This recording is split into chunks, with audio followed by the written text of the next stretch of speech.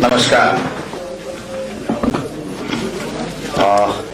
आप सब लोगों का प्रदेश कांग्रेस कमेटी के इस पवित्र प्रांगण में बहुत बहुत हार्दिक स्वागत, अभिनंदन। नई साल में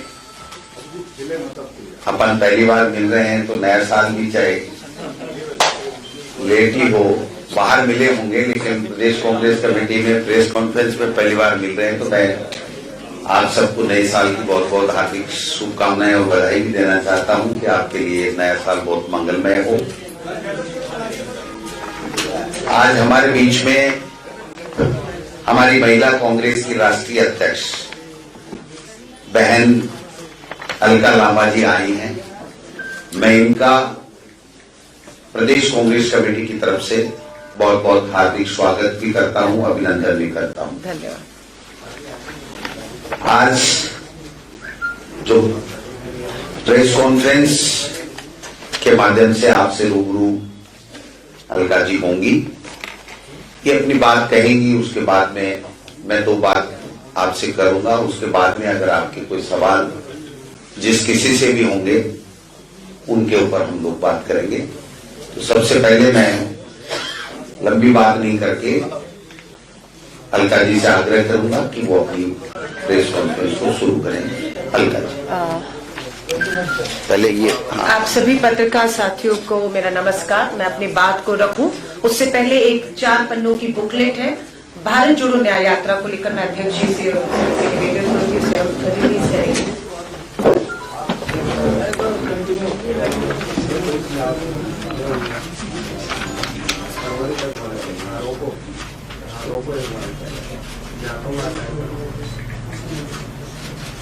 थैंक यू, धन्यवाद।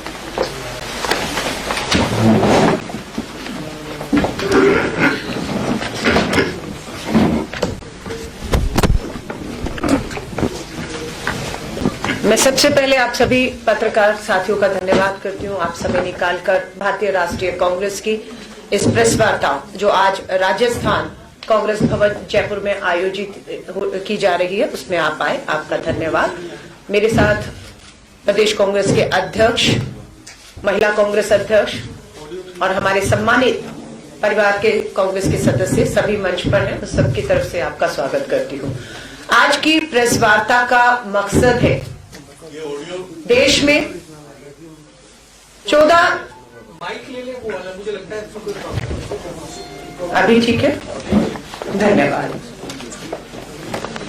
आज देश के लगभग सभी राज्यों की राजधानी में, ठीक जैसे मैं राजस्थान की राजधानी जयपुर में हूं, प्रेस वार्ता हो रही है। और ये जो आज हमने भारत जोड़ो न्याय यात्रा 4 पन्ने की बुक रिलीज की है, उसी से संबंधित प्रेस वार्ता है। पहली यात्रा 7 सितंबर को शुरू हुई थी 2022 को, कन्याकुमारी से कश्मीर तक 4000 किलोमीटर का सफल एक यात्रा रही। कन्याकुमारी से कश्मीर में लोग जुड़े उसमें, उसी की मांग को देखते हुए कि पूर्व से पश्चिम की भी यात्रा की जाए, कोई भी राज्य छूटना नहीं चाहिए। अब दूसरी यात्रा 14 जनवरी को मणिपुर से पूर्व से पश्चिम गुजरात होते हुए महाराष्ट्र मुंबई तक पहुंचेगी। 14 जनवरी 2024 को यात्रा शुरू होगी और 20 मार्च 2024 को मुंबई में समापन होगा। ये यात्रा लगभग हमारी जो है 6713 किलोमीटर चलेगी। इस यात्रा में 110 जिलों से ये गुजरेगी। ये यात्रा 15 राज्यों से गुजरेगी। पहली यात्रा भारत जोड़ने का प्रयास था, भारत जोड़ने की यात्रा थी और उसमें हम कामयाब हुए। हम देश को जोड़ने में, देश के मुद्दों को से जोड़ने में कामयाब हुए। इस यात्रा में न्याय शब्द जोड़ा गया है। भारत जोड़ो अब ये न्याय यात्रा है। न्याय यात्रा आर्थिक न्याय की लड़ाई, न्याय यात्रा सामाजिक न्याय की लड़ाई है, न्याय यात्रा राजनीतिक न्याय की लड़ाई है। इस लड़ाई में कहां अन्याय हो रहा है देश में पिछले सालों में, ये एक प्रेस रिलीज है, इसके बिंदु हैं, आपसे शेयर किए जाएंगे। पिछले 10 साल अन्याय का काल, पिछले 10 साल अन्याय का काल रहा। कैसे रहा? अगर आप देखेंगे, युवा बेरोजगारों का सबसे बड़ा मुद्दा आज पूरे देश में छाया हुआ है। जहां पर 2012 में 1 करोड़ बेरोजगार युवा थे, आज लगभग 4 करोड़ पढ़े लिखे बेरोजगार युवा हैं जो रोजगार की तलाश में हैं। 2 करोड़ नौकरियां हर साल का वायदा था, 10 साल में 20 करोड़ नौकरियां, लेकिन हकीकत है नौकरियां मिली नहीं, उल्टा 4 करोड़ युवा बेरोजगार हुए हैं। महंगाई का मुद्दा है, petrol, diesel, LPG gas cylinder सब महंगे हैं। आवश्यक वस्तुओं पर जीएसटी लगाया गया है, जिसका हम विरोध करते हैं। घरेलू बचत 50 साल के निचले स्तर पर आ गई है, लोग बचत नहीं कर पा रहे, कर्ज ले रहे हैं। महंगाई की मार। अशोक गहलोत जी की सरकार थी, कांग्रेस की सरकार थी, 500 का सिलेंडर मिल रहा था, 450 का वायदा था। अभी हमने एक उपचुनाव जीता है श्री करणपुर में, अध्यक्ष जी आपकी अध्यक्षता में ये हमने चुनाव, उपचुनाव, और छोटे मोटे मार्जिन से नहीं, 11,000 वोटों से उपचुनाव। और ये आपको मालूम है, जिसकी उपचुनाव नहीं है मैडम, चुनाव, माफी चाहूंगी, चुनाव है, क्योंकि चुनाव होना था मेन, उसके बाद किसी कारणों से यह रद्द हुआ, दोबारा हुआ, उपचुनाव नहीं था। पर बात यह है कि चुनाव सरकार बनने के बाद हो रहा था और जो उम्मीदवार थे उन्हें मंत्री बना दिया गया था। चुनाव आयोग से हम गुहार लगाते रहे, चुनाव आयोग के कान में जू तक नहीं लेंगे। परिणाम दिया लोगों ने, और होता यह कि जिसकी सरकार बनती है, कोई भी सरकार के बनने के बाद चुनाव सत्ताधारी ही जीतता है। लेकिन ये हमारी जीत है, ये राजस्थान की जीत है, ये करणपुर के लोगों की जीत है। मैं उन्हें धन्यवाद और बधाई देती हूं। तो ये महंगाई का, खेती और किसानों का मुद्दा, आय 2022 तक दुगनी होनी थी, आज 10 सालों में क्या आय दुगनी हो गई है? एमएसपी पे कानून की मांग थी, क्या कानून बन गया? कमेटी का क्या जिक्र कहीं नहीं है। और यहां तक ये है, नेशनल क्राइम रिकॉर्ड ब्यूरो के आंकड़े बताते हैं कि भारत में हर 1 घंटे में 1 किसान अन्नदाता आत्महत्या करने पर मजबूर हो रहा है। कमजोर वर्ग, एससी एसटी के खिलाफ जो भेदभाव बढ़े हैं, हमारी मांग है कि जातीय जनगणना कराई जाए, लेकिन मांग को नहीं माना गया। इंडिया अलायंस और कांग्रेस अपना मैनिफेस्टो घोषणा पत्र तैयारी की ओर बढ़ रहा है।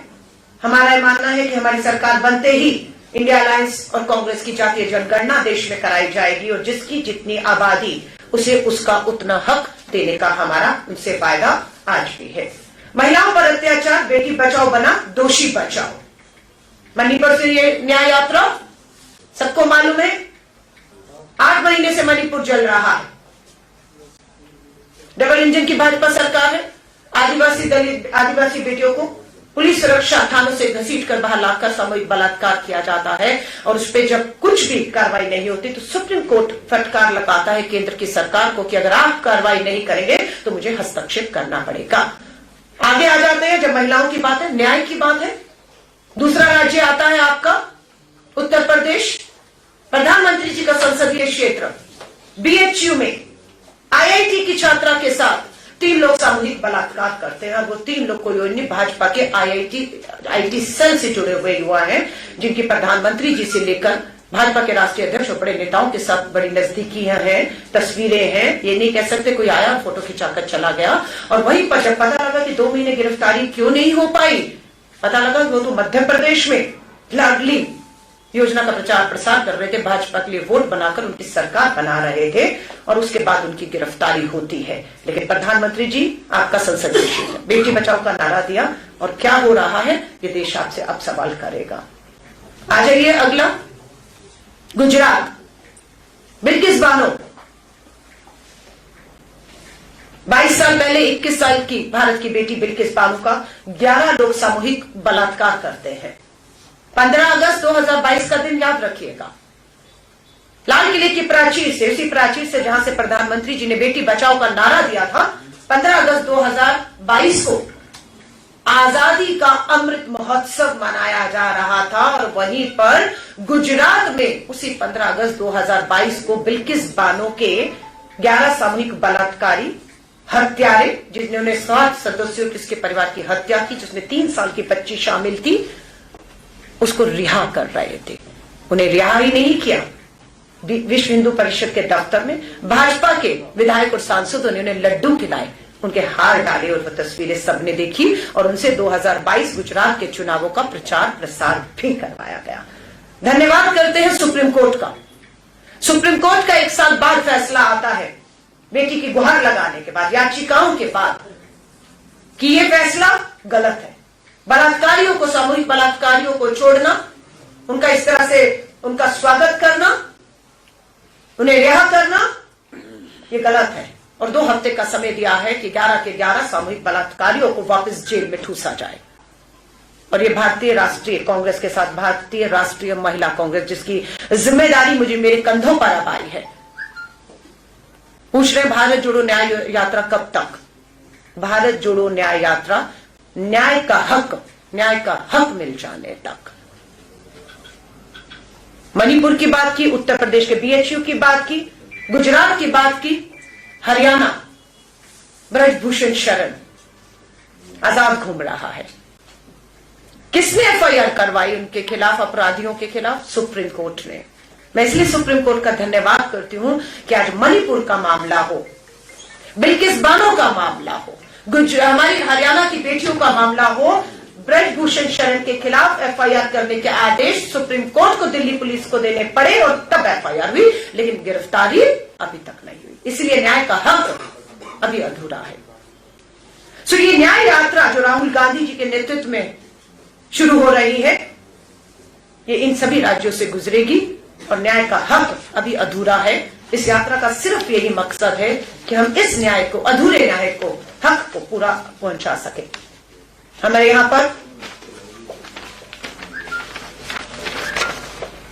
MSMEs, GST, make in India की विफलता, कि किस तरीके से उद्योग धंधे छोटे बर्बाद किए गए, हम इसकी जिक्र करते हैं।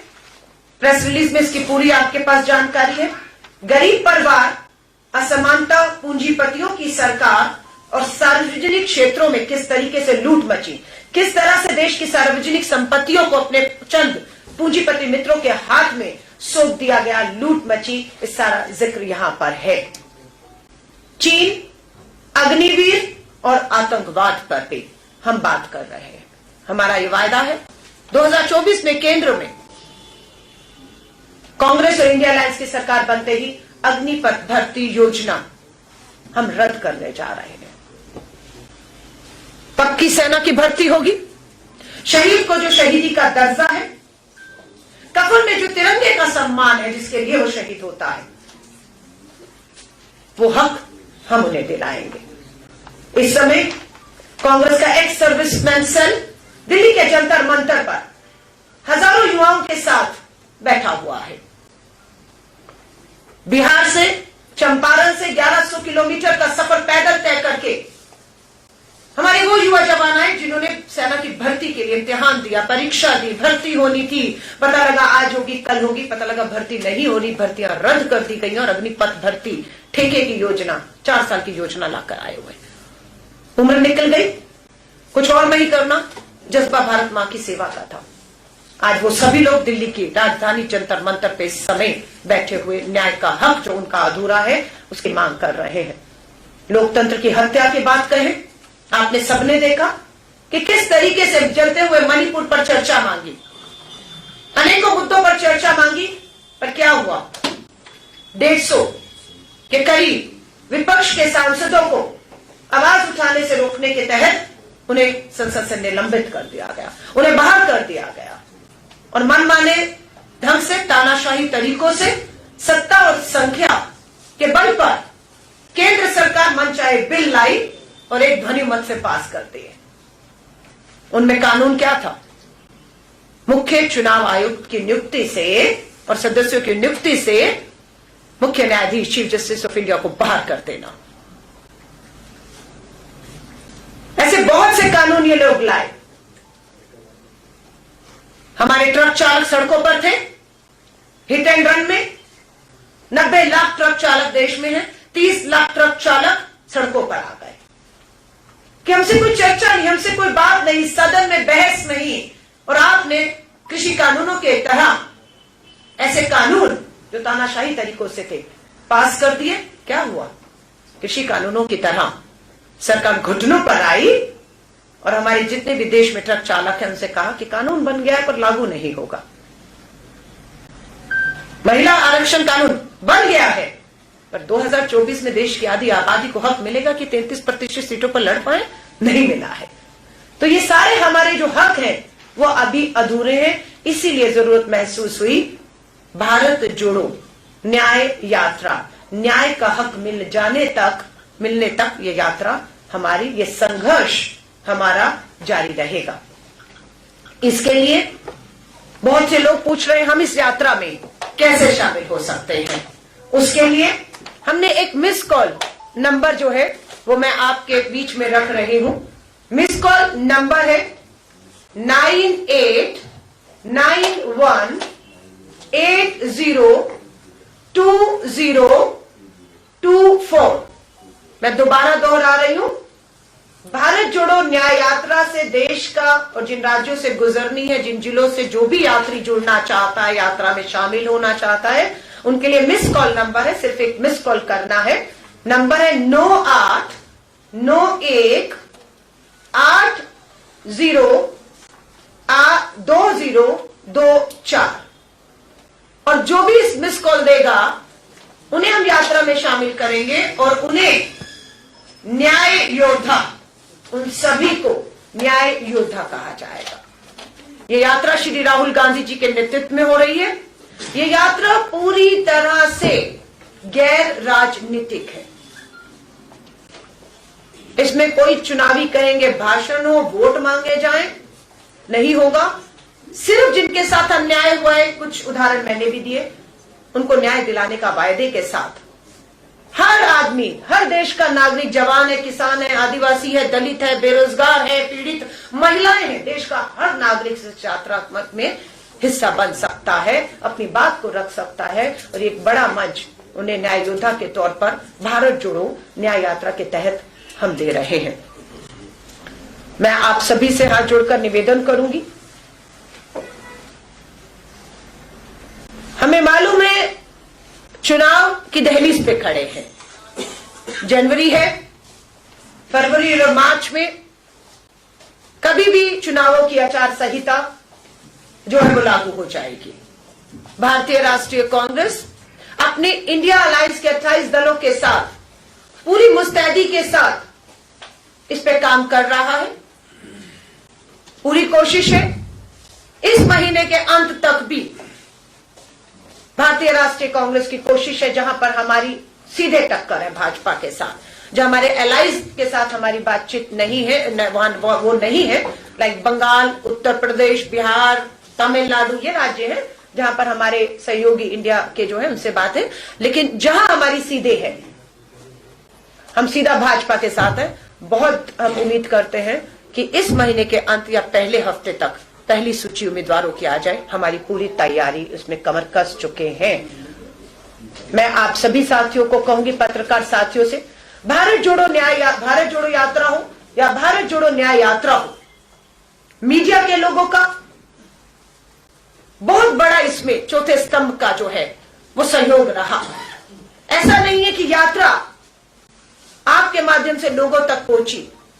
लोग पीड़ित जो थे, जो न्याय की उम्मीद में भटक रहे थे, वो भी आपके माध्यम से यात्रा में जुड़ पाए और उन्हें मंच देने का काम, उनकी आवाज को उठाने का काम श्री राहुल गांधी जी ने किया। कल ही हमारे अग्रिम संगठनों की मीटिंग हुई। लगातार हमारे हर राज्य की लोकसभा की तैयारियों को लेकर मीटिंग पूरी हो चुकी है। स्क्रीनिंग कमेटी केंद्रीय और राज्यों की बन चुकी है। हमारी इंडियन अलायंस की जो समूह को मुकुल वासनिक जी के नेतृत्व में, जिसमें हमारे राजस्थान के मुख्यमंत्री भी हैं उस कमेटी में, पूर्व मुख्यमंत्री छत्तीसगढ़, और ये लोग हैं इंडिया अलायंस के समूह से लगातार बैठकें हो रही हैं 101, और जल्द मुझे लगता है हम इस दिशा में आगे बढ़ेंगे। मैं आप सभी साथियों से निवेदन करती हूं। इसके बाद हमारी महिला कांग्रेस के अध्यक्ष भी हैं, हमारे प्रदेश कांग्रेस के अध्यक्ष भी हैं। मैं महिला कांग्रेस के तौर पर कल मैंने शपथ ली। ये पहला दौरा, पहला राज्य आज मेरा राजस्थान जयपुर है। मैं अपने आप को भाग्यशाली मानती हूं कि जयपुर राजस्थान अध्यक्ष जी मेरे लिए बहुत निजी तौर से भी हमेशा लकी रहा है। आप ही के यहाँ पर प्रेस कॉन्फ्रेंस कर करके एनएसयू की राष्ट्रीय अध्यक्ष से राष्ट्रीय महिला कांग्रेस वर्किंग कमेटी की जिम्मेदारियां मेरे कंधों पर आई हैं। इसके बाद तुरंत मैं महिला कांग्रेस के अध्यक्ष के साथ बैठ के प्रदेश महिला कांग्रेस कार्यकारिणी और जिला अध्यक्ष जो आई हैं उनके साथ बैठ के करेंगे, महिला सम्मेलन होंगे और पूरी कोशिश रहेगी। एक बार फिर से राजस्थान में भारत जोड़ो यात्रा हुई और ये भी भारत जोड़ो न्याय यात्रा राजस्थान से एक बार फिर गुजरने वाली है। मैं आप सभी पत्रकार साथियों का धन्यवाद करती हूँ और हाथ जोड़ के सिर्फ एक ही निवेदन करूंगी, आज की प्रेस कॉन्फ्रेंस का मकसद जो है वो ये है, भारत जोड़ो न्याय यात्रा न्याय का हक मिल जाने तक जो शुरू हो रही है श्री राहुल गांधी जी के नेतृत्व में, आज की प्रेस वार्ता पूरी तरह उसी से समर्पित है। मैं आती रहती हूँ, आती रहूंगी।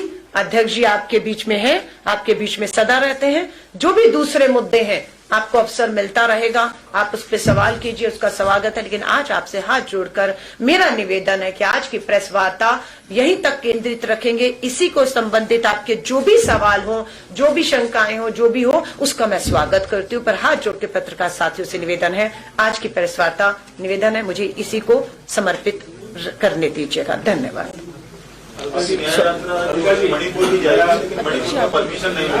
बिल्कुल, देखिए यही हम कह रहे हैं, लोकतंत्र की हत्या हो रही है।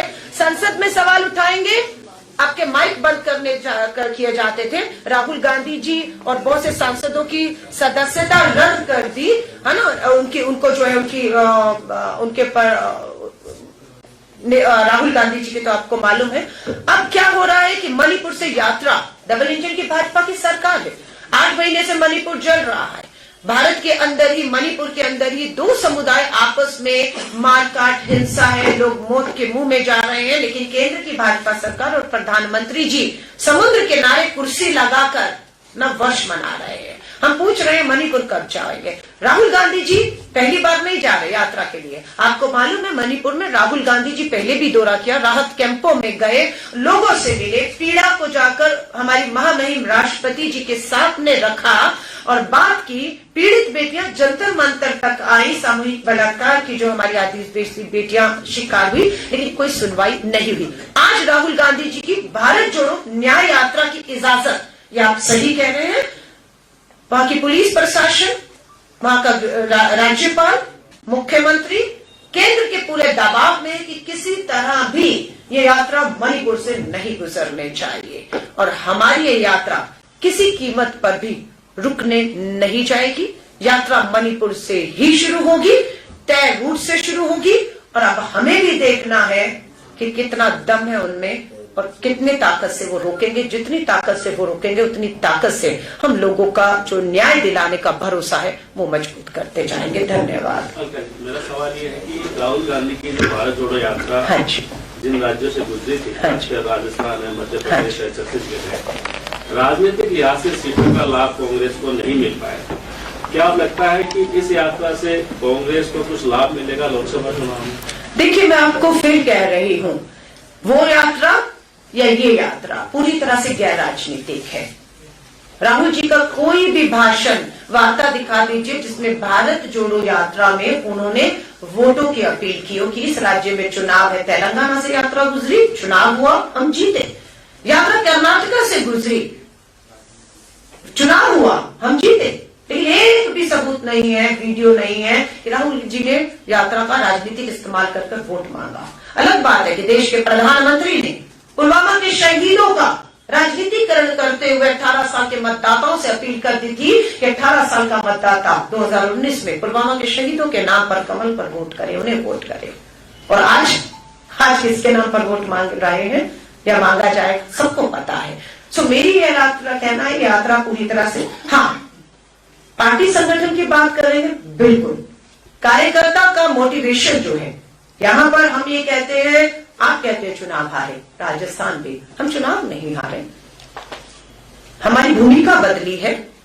हम सत्ता में थे 5 साल, अब हमारी भूमिका बदल गई और हम मजबूत विपक्ष, 70 विधायकों के साथ हम विपक्ष की भूमिका में उसका धर्म निभाएंगे।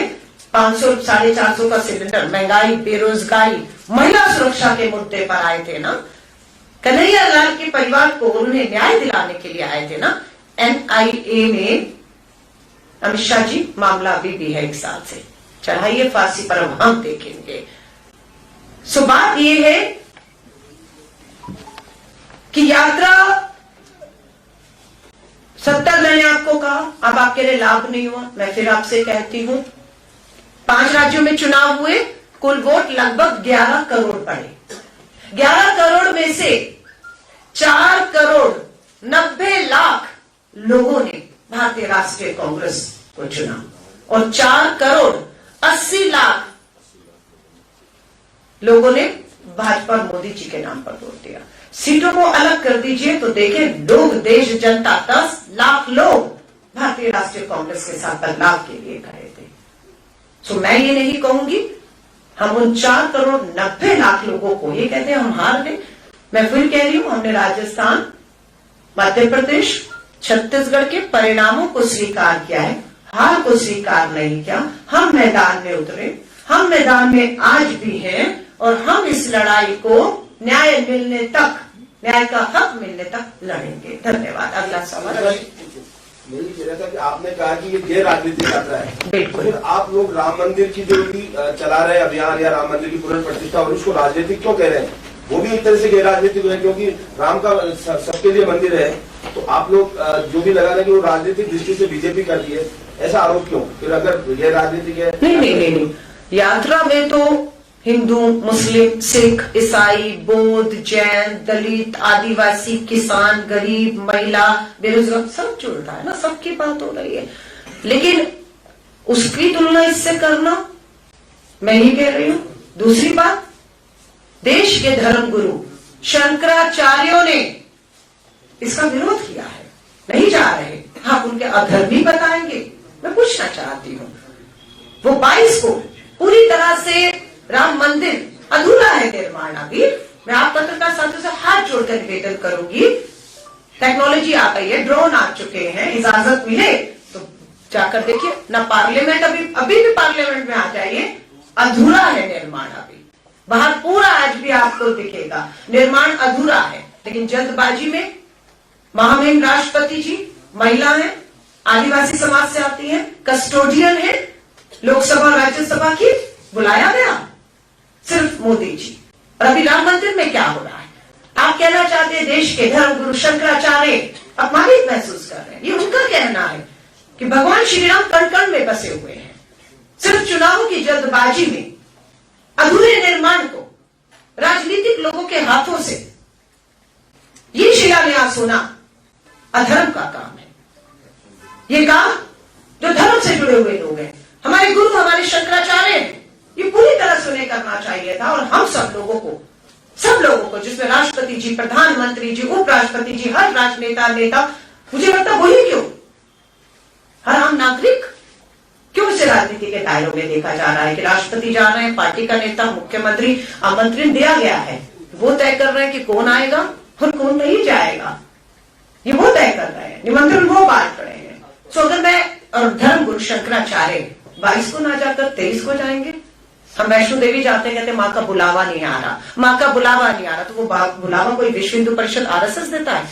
हम वैष्णो देवी जाते हैं और एक दिन पहुंच जाते हैं, पहुंचने के बाद कहते हैं माँ का बुलावा आया। तो इसलिए भगवान श्री राम का जिस दिन बुलावा आ जाएगा, हर राम भक्त कण कण में जो राम बसे हैं, शंकराचार्य हमारे धर्म गुरु जो अपमानित महसूस कर रहे हैं और राजनीतिकरण हो रहा है, वो कह रहे हैं, हम तो उनके सम्मान में, उनकी बात में जिस दिन बुलावा भगवान श्री राम का आएगा, सब दौड़े जाएंगे। लेकिन दुर्भाग्य है 24 का चुनाव सामने मुद्दों पर बात करने के लिए नहीं है।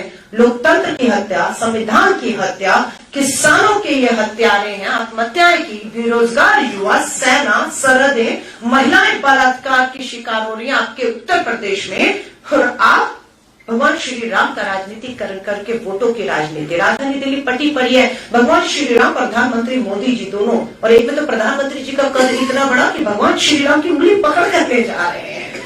हाँ, तब धर्म, हिंदू धर्म का अपमान नहीं हुआ, तब आपको नहीं लगा, तो मैं माफी चाहूंगी। ये भाजपा का एजेंडा है, हमारे एजेंडे ये है जिसको लेकर हम आए। ये कांग्रेस आला कमान के 22 तारीख को अयोध्या न जाने के फैसले से इत्तेफाक करती है, और क्या आपका भी 22 तारीख को जाने का कार्यक्रम? देखिए, कांग्रेस अध्यक्ष और हमारा लाइन भारतीय राष्ट्रीय कांग्रेस के शीर्ष नेतृत्व की लाइन से अलग नहीं हो सकती।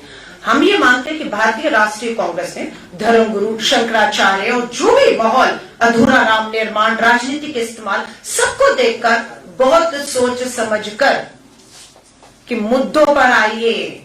भगवान श्री राम भी ये चाहेंगे। शबरी के बेर खाए थे भगवान श्री राम ने झूठे। वो शबरी, वो दलित, वो हमारी बहन आज बलात्कार के जो उसका रूप है आज शिकार हो रही है। हाँ, मैं फिर कहूंगी, निजी मेरा क्या कार्यक्रम होगा, निजी आपका क्या, वो हमारी निजी आस्था। आप जाएंगे, आप नहीं जाएंगे। अगर एक चैनल का एक पत्रकार साथी जाए या ना जाए तो उसका पूरा चैनल से क्या मतलब है।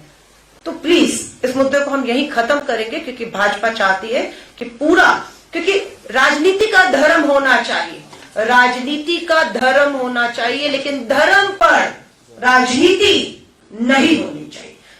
धर्म पर राजनीति कर वोटों का ध्रुवीकरण करके वोट हासिल करके सत्ता हासिल करने का प्रयास नहीं होना चाहिए। और सत्ता हासिल हो जाए तो मात्र अपने पूंजीपति मित्रों के नहीं, देश के गरीब मजदूर किसान की भी सोचनी चाहिए। पार्टी के स्टैंड से कई लोग सहमत नहीं। आपके गुजरात के एक्स पीसीसी चीफ और मौजूदा एमएलए अर्जुन मोढवाडिया ने विरोध किया है। मैं फिर आपसे कह रही हूँ, पार्टी की लाइन पार्टी की लाइन है। पार्टी के अलावा आपकी भी अपनी निजी जिंदगियां हैं, निजी आस्थाएं हैं। एक ही चैनल, एक ही पार्टी में हर धर्म के लोग हैं, हर जाति के लोग हैं, अपनी अपनी आस्थाएं हैं, अपने अपने विश्वास। उसके हिसाब से कोई जाएगा, कोई नहीं जाएगा। उसका सम्मान होना चाहिए, उसका लोकतंत्र में सम्मान होना चाहिए। धन्यवाद। राम मंदिर का जो ये मुद्दा है, हाँ। तो आप खुद मानते हैं कि एक बड़ा इवेंट जैसा बनाने की कोशिश की बिल्कुल। है। क्या आपको लगता है कि नरेंद्र मोदी सरकार इसका फायदा उठाते हुए जल्दी लोकसभा का चुनाव करा देगी ताकि उन्हें फायदा मिले? और यदि ऐसा होता है तो आपकी इस न्याय यात्रा क्या उसको चुनाव के वक्त भी जारी रहेगी? या मैं फिर कह रही हूँ, भारत जोड़ो न्याय यात्रा का चुनावों से कोई लेन देन नहीं है। आचार संहिता हो ना हो, क्या होगा, ये यात्रा 14 जनवरी को मणिपुर से शुरू होकर 20 मार्च को मुंबई तक का 6,713 किलोमीटर का सफर तय करेगी।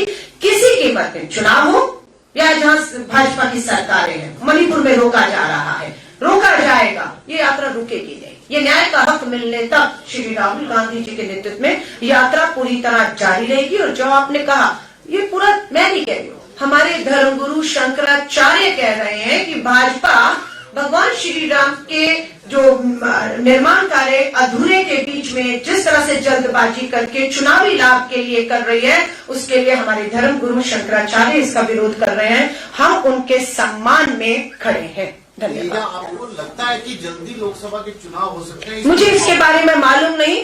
भाजपा और चुनाव आयोग, बिल्कुल मुझे लगता है चुनाव आयोग निष्पक्ष नहीं है।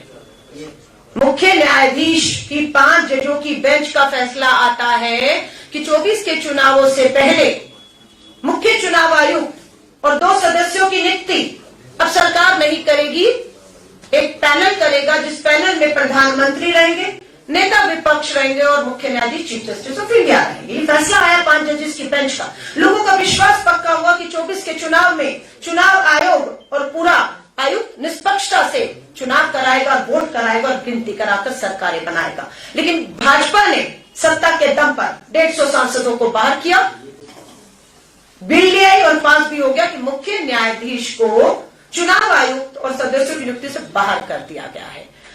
इंडिया समूह और कांग्रेस का लेटर हमारे कम्युनिकेशन इंचार्ज जयराम रमेश जी ने जारी किया है, पत्रकार साथियों के पास होगा। पिछले 5 महीनों से इंडिया समूह और कांग्रेस के नेता मुख्य चुनाव आयुक्त से समय मांग रहे हैं मिलने का, और मुख्य चुनाव आयुक्त समय नहीं देते हैं मिलने का।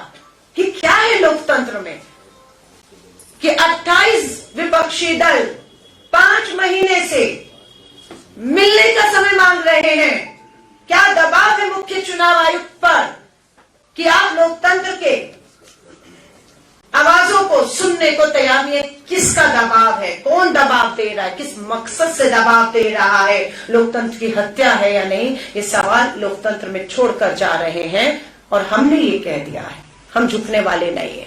चुनाव आयोग को मैं अपना निजी उदाहरण दे रही हूं, संवैधानिक पदों पर जो बैठे ईडी, सीबीआई, आपने देखा बीच चुनाव में प्रदेश अध्यक्ष भी चुनाव में हमारे नामांकन के फॉर्म उम्मीदवारों को दे रहे थे। ईडीआई पूछताछ की भी चुनाव में काम रोका हमारा, प्रभावित हुआ हमारा काम काफी हद तक। लेकिन आज कहां है हमारे अध्यक्ष? आपके बीच में सीना चौड़ा करके बैठे हुए हैं, बिना डरे बैठे हुए हैं। आज कहां है सब? कहां है ईडी, सीबीआई, आईटी? अब चुनाव 24 का आ जाएगा, बीच चुनाव में फिर छत्तीसगढ़ जहां जहां पहुंचना होगा पहुंचेगा। तो मेरा ये कहना है कि ईडी हो, सीबीआई हो, संवैधानिक संस्थाएं, चुनाव आयोग हो, पूरी तरह से कंप्रोमाइज्ड है। और इसी को हम लोकतंत्र की हत्या कह रहे हैं कि लोकतंत्र की दूसरी तरफ की आवाजों को नहीं सुना जा रहा है। इसीलिए न्याय का हक अधूरा है, हम इसको लड़ेंगे। और मैं निजी उदाहरण की जो बात कर रही थी, मैं दिल्ली पुलिस कमिश्नर की बात कर रही हूँ। पार्टी की प्रवक्ता हूं, महिला हूं, मैं अकेली नहीं हूं। हम देश भर में प्रेस वार्ता कर रहे हैं, हम इस सरकार को मुद्दों पर ललकार रहे हैं। मैसेज आता है वीडियो पर, वॉइस मैसेज है, संदेश है व्हाट्सएप पे, फोटो है, व्यक्ति का नंबर है, एक बार नहीं 2 बार है। दिल्ली पुलिस कमिश्नर को वो नंबर निजी तौर पर मेरे द्वारा पर्सनल व्हाट्सएप SMS करके दिया गया कि हम महिलाएं राजधानी दिल्ली में हैं, राजनीतिक हैं और हम पूरे देश में जा रही हैं, हमारे पास कोई सुरक्षा नहीं है। और इस तरह की धमकी आती है कि हम अगर भाजपा, मोदी जी किसी के खिलाफ, संघ, RSS, विश्व हिंदू परिषद, किसी के खिलाफ बोले और कोई सवाल किया तो हमारी गर्दन काट दी जाएगी। ये वॉइस मैसेज फोन नंबर के साथ दिल्ली पुलिस कमिश्नर को दिए 15 दिन हो गए हैं। क्या मजबूरी है दिल्ली पुलिस कमिश्नर की, या जो राज्यों में, मैं एक राज्य की बात नहीं कर रही हूं, बहुत सी हमारी बेटियां चक्कर काट रही हैं, सुनवाई नहीं है, सुनवाई नहीं है। सो आप सोच सकते हैं कि जब हमारी सुनवाई नहीं, दबाव है दिल्ली पुलिस कमिश्नर पे गृह मंत्रालय का कि आप नहीं मिलेंगे, नहीं सुनेंगे, वही दबाव चुनाव आयोग, IT, ED, CBI सबके पास है। और सब अपने संवैधानिक शपथ को भूल चुके हैं, सब सिर्फ सत्ता और कुर्सी बचाने के लिए लगे हुए हैं। और उसके पीछे सबसे ज्यादा जो धन है वो एक पूंजीपति मित्र का लगा हुआ है, जिसके कहने पर संवैधानिक पदों पर ऐसे लोगों को बिठाया जा रहा है जिसका मकसद सिर्फ ये है कि देश के लोकतंत्र की हत्या करना। धन्यवाद। अलका जी, आपने अभी कहा है कि चुनाव आयोग निष्पक्ष नहीं है, तो क्या आप आने वाले चुनाव में कोई गड़बड़ी का अंदेशा रखती हैं या आप सीधा आरोप ही लगा रही हैं? नहीं, आरोप का है, सबूत दिए ना आपको। 5 जजों की, मुख्य न्यायाधीश के 5 जजों की बेंच ने ये महसूस किया कि ये सही नहीं हो रहा, इसे सही करना है। उन्होंने सही किया। मुख्य न्यायाधीश, शक है किसी को? किसने नियुक्त किया मुख्य न्यायाधीश ऑफ इंडिया? किसने बिठाया उस पद पर? किसने संविधान की शपथ दिलाई? अगर आपको शक है, हटा दीजिए। आपने मुख्य न्यायाधीश को हटाया? नहीं। आपने कहां से हटाया? आपने उस नियुक्ति कमेटी से, चयन कमेटी से, जो मुख्य चुनाव आयुक्त की नियुक्ति करेगा, उससे हटाया है। और उससे हटाते ही बेनकाब हुए आप। क्या आपके मन में डर है कि अगर मुख्य न्यायाधीश वहां पर होंगे नियुक्ति में, तो आप फैसला अपने मन मुताबिक उस अधिकारी को उस पद पर बिठाने का जो सोच के बैठे हैं 2024 के चुनाव को प्रभावित वो नहीं कर पाएंगे। क्योंकि अब क्या हो गया, अब 2 सत्ता पक्ष होगा, प्रधानमंत्री जी बैठेंगे, उनका एक मे बी कानून मंत्री और आपका नेता विपक्ष बैठेंगे, तो फैसला 2:1 से होगा। तो जिसे चाहेंगे वो बैठेगा, और वो बैठेगा तो लोकतंत्र को नहीं बचाएगा, भाजपा और मोदी जी की कुर्सी, भाजपा की सत्ता और कुर्सी बचाने का काम करेगा। तो ये मैं आरोप नहीं लगा रही हूं, तो आपके सामने में बार बार दोबारा आपने कहा तो दोबारा दोहरा दिया। ये लोकतंत्र को चिंता करनी है, इसकी चिंता सिर्फ कांग्रेस को करनी है। कांग्रेस ने नागपुर में अभी 38 वर्ष पूरे किए हैं, 138 साल पूरे किए हैं। हम सत्ता में थे, हम सत्ता में नहीं थे। देश की आजादी को 75 साल हुए, तो 75 साल पहले क्या थे? गुलाम देश था और कांग्रेस थी, वो लड़ रही थी इन अंग्रेजों से, इन तानाशाही सरकारों से। हम लड़ रहे थे और हम आज भी लड़ रहे हैं, हमें फर्क नहीं पड़ता। हम सत्ता में राजस्थान में कल थे, आज नहीं है। हम थे, हम हैं, हम रहेंगे। और हमें देश के गरीब, किसान, मजदूर, दलित के लिए आवाज, लोकतंत्र, संविधान को बचाने के लिए हमें लड़नी है। ये अलका जी, मेरा सवाल ये है, आप बता रही कि ये यात्रा राजनीति नहीं है। पिछली बार भी राजनीति नहीं था, कि इस बार भी जो यात्रा होने जा रहा है वो ये भी राजनीति नहीं है। सिर्फ हमारी जनता के बीच आप कांग्रेस कार्यकर्ता को उत्साहित करने के लिए राहुल गांधी, लेकिन इसके बावजूद भी पिछली यात्रा में भी इस यात्रा करेंगे, क्या हुआ क्या नहीं होगा वो भविष्य बताएगा। न तो कांग्रेस के कार्यकर्ता उत्साहित हो रहे हैं, बशर्ते सत्ता से और आउट हो जाते। जनता नहीं आपसे जुड़ पा रही है कांग्रेस से, और आप करें कि जनता मालूम नहीं, मेरे पत्रकार साथी ने मेरी पूरी प्रेस वार्ता सुनी, आप कहीं और व्यस्त थे, मैं दोबारा आपके लिए दोहरा रही हूँ। आपने कहा कार्यकर्ता उत्साहित नहीं है। 10 लाख कार्यकर्ता 28 दिसंबर को नागपुर में कांग्रेस के 138वें साल पर एकत्रित हुए। ऐतिहासिक हमारा 10 लाख कार्यकर्ताओं का था। लोग नहीं जुड़ रहे, दोबारा दोहरा देती हूँ। 11 करोड़ लोग वोट करते हैं और 4 करोड़ 90 लाख लोग कांग्रेस को चुनते हैं। आप कह रहे लोग नहीं जुड़ रहे हैं। और फिर वही बात, आपने कहा यात्रा में कार्यकर्ता जुड़ेगा। भारत जोड़ो यात्रा में बिल्कुल यात्री थे, यात्री चले कन्याकुमारी से कश्मीर तक। इस यात्रा में कार्यकर्ता नहीं है, इस यात्रा में मिस कॉल नंबर दोहराया है। उस मिस कॉल नंबर को करते ही हमारी यात्रा योद्धा हमसे जुड़ेंगे और वही राहुल गांधी जी के साथ मणिपुर से लेकर अपने अपने राज्यों में जुड़ते चले जाएंगे। यात्रा अगले राज्य में पहुंचेगी, वो अगले राज्य के अगले जो लोग हैं जो इस यात्रा में मिस कॉल देकर या जिस भी हमारी दूसरे तरीकों से जुड़ रहे हैं वो शामिल होते रहेंगे। धन्यवाद। अगला सवाल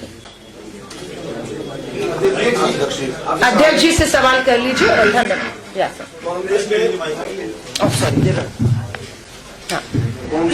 पार्टी के धन संग्रहण के लिए QR कोड जारी किया है। पता चला कि कुछ जगह वो गलत QR कोड होगा, दूसरे खातों में पैसे जा रहे हैं। मेरी नॉलेज में नहीं है। नहीं आप मेरी नॉलेज में नहीं है। नहीं, ये काल्पनिक सवाल है, क्या है क्या नहीं है। आप हियर से कोई बात सवाल पूछ रहे हो, इसका कोई मतलब नहीं है। कोटा नगर निगम में आपकी सरकार ने गोपालन मंत्रालय बनाया। कोटा नगर निगम की गौशाला में 115 गायें जमीन से मर गई। ये अगली बात मैं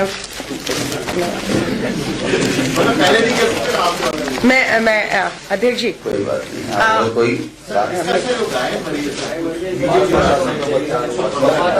पहले नहीं मरी थी क्या? हिंगोनिया में नहीं मरी थी क्या?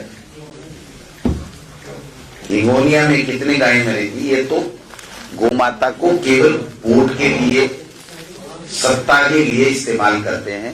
इनका गोमाता की सेवा या गोमाता को बचाना या लोगों के साथ न्याय करना, या मैं समझता हूँ इनका कोई वास्ता नहीं है इस चीज में।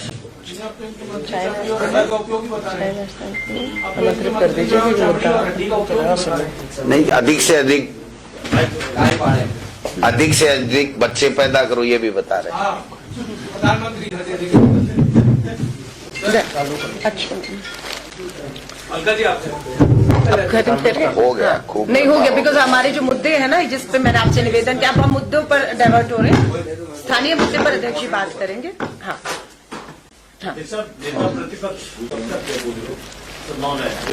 विधानसभा चलेगी तभी तो आवश्यकता पड़ेगी नेता प्रतिपक्ष। कोई कुश्ती तो करानी नहीं किसी से। नेता प्रतिपक्ष जब विधानसभा चलेगी तो मिलेगा, 19 जनवरी से मिला जाएगा। उम्मीद करनी चाहिए।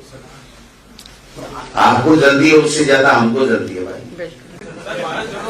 न्याय यात्रा में आप जस्टिस के लिए जा रहे हैं, जस्टिस जुडिशरी के थ्रू ही आप दिलवाएंगे जितना मैं समझे, या फिर लोगों से जो अप्रोच करेंगे केसेस लेके? क्योंकि अगर आप जस्टिस के लिए जा रहे हैं तो लोगों के केसेस लेके आप डायरेक्ट जुडिशरी के पास जनता को जागरूक करेंगे मेरे भाई, जनता की आवाज बनकर के। इनका सवाल है, आप लीगल एड थोड़ी देंगे क्या ये कंफ्यूज कर रहे हैं। आपके पास में न्याय यात्रा में आता है तो क्या पूरे लीगल एड का काम करेंगे? सर मैं इसका जवाब मैं नहीं, एक सेकंड मैं माफी चाहूंगी। आप भारत जोड़ो न्याय यात्रा की बात कर रहे हैं। न्याय का हक मिल जाने तक 33% महिला आरक्षण कानून आ गया, लाभ मिल रहा है, न्याय का हक अधूरा है। हम सत्ता में आते ही महिला आरक्षण कानून लागू करेंगे। कहाँ लागू करेंगे? हरियाणा, महाराष्ट्र, दिल्ली विधानसभा चुनाव होने हैं 24 के तुरंत बाद। सत्ता आते ही महिला आरक्षण कानून के तहत इन राज्यों में चुनाव होगा, सबसे पहला चुनाव होगा। ये हक अधूरा है, ये हक पूरा होगा। किसानों का न्यूनतम समर्थन मूल्य कानून लाना था, हक अधूरा है, कानून नहीं आया।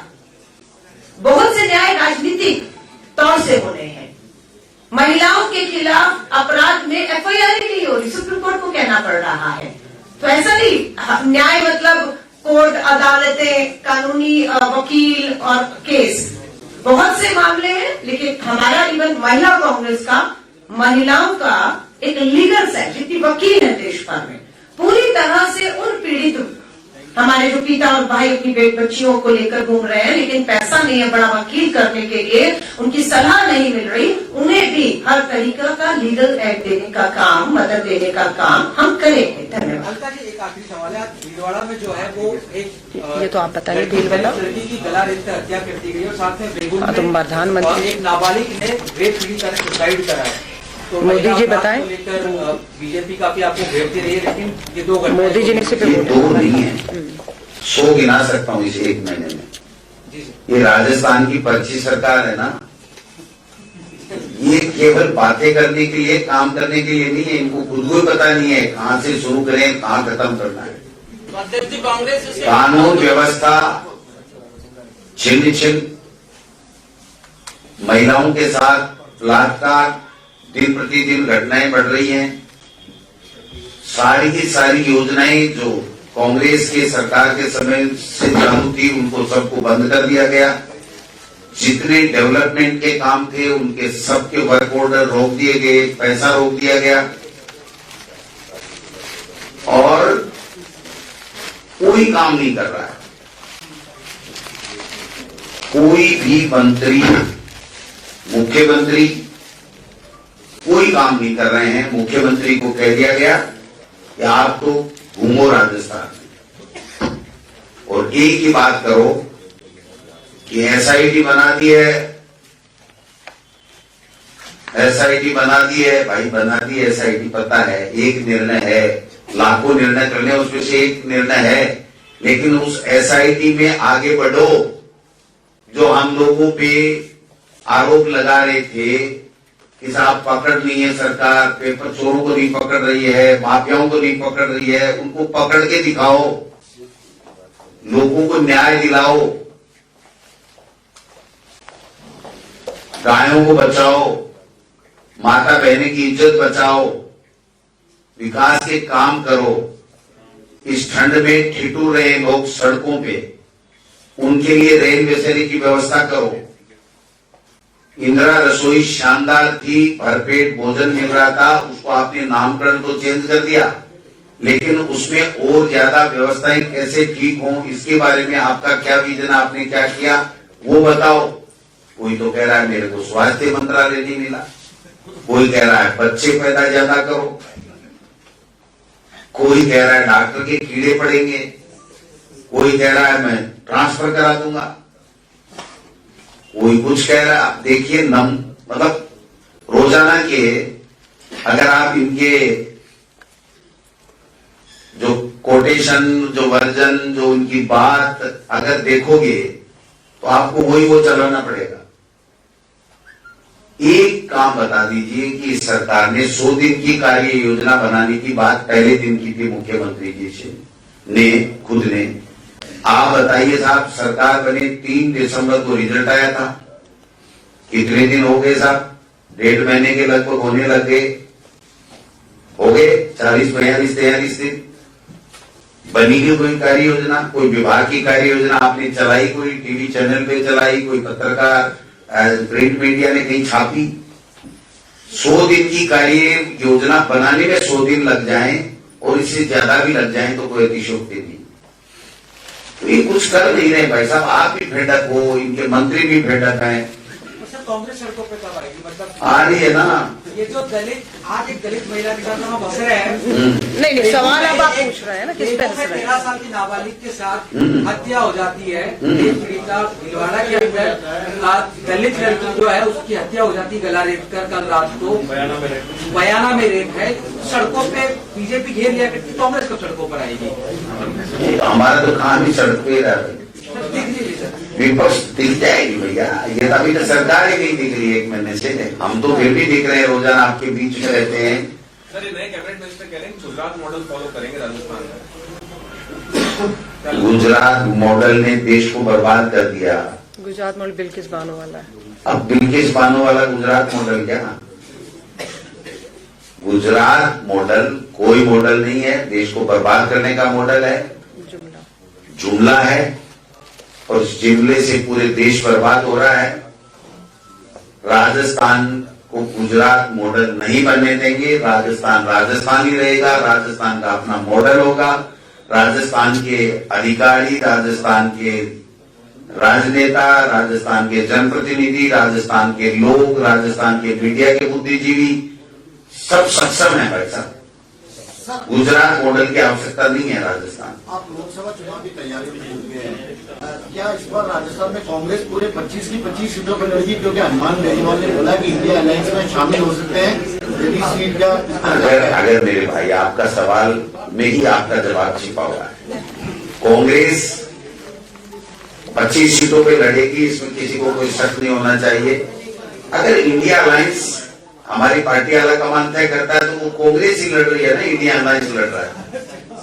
वो तो कांग्रेस ही लड़ रही है ना। 25 पे 25 सीटों पे हम लोग लड़ेंगे, इसमें किसी को शक नहीं होना चाहिए। एक सीट दे दो, एक सीट दे दो, हम शामिल। वो कौन क्या कह रहा है, वो इंडिया अलायंस का जो हिस्सा होंगे वही तो हमारे से बात करेंगे और ये बात पार्टी आला कमान तय करेगा। जो अलायंस के लिए कमेटी बनी हुई है और वहां पर तय होगा कि किससे अलायंस, कौन इंडिया अलायंस में है, कौन अलायंस कहाँ कितनी सीटें छोड़नी है, कितनी किसको देनी है।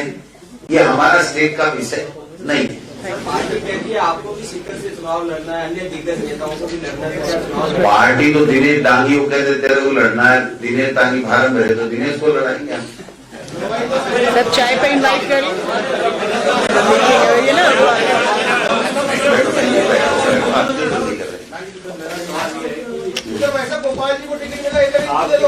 आपकी योजनाओं पर, आपकी सरकार की योजनाओं पर भाजपा के विपक्ष में रहते सवाल उठाए थे और इन अफसरों ने इन योजनाओं को बनाने में मदद की थी।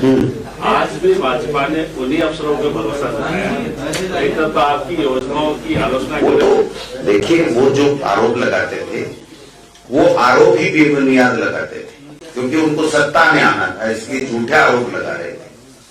ये हमारी जो बात प्रमाणित हो गई है इनकी लिस्टों से कि हमने जिन अधिकारी और जनप्रतिनिधि ने मिलकर के जो सरकार में अच्छी योजनाएं बनाई वो सब समन्वय के साथ में हमने अच्छा काम किया।